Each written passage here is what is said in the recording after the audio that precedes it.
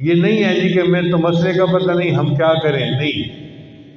اگر ہمارے اوپر زکوٰۃ فرض ہے تو اس کے مسائل کو سیکھنا بھی ہمارے اوپر فرض ہے۔ یہ جواب نہیں ہو سکتا جی کہ ہمیں تو پتہ نہیں ہے۔ ٹیکس کا اگر مسئلہ بنتا ہے تو آپ کو ایک ایک چیز کا پتہ ہوتا ہے، تو کیا زکوٰۃ اللہ کی طرف سے ٹیکس نہیں ہے کہ ہمیں پتہ ہو کہ ہمیں دینا کتنا ہے؟ بلکہ میں تو مشورہ یوں دیتا ہوں کہ اگر اللہ نے کسی کو دیا ہے نا تو 2.5% کی بجائے 5% زکوٰۃ نکالو، ڈبل نکالو، تاکہ کوئی آگے پیچھے ہو جائے معاملہ تو اللہ کی طرف سے معاف ہو جائے۔ آپ 5% زکوٰۃ نکال کے دیکھیں اور 5 فرض نمازیں پڑھ کے دیکھیں، یہ 2 اصول میں بتا رہا ہوں۔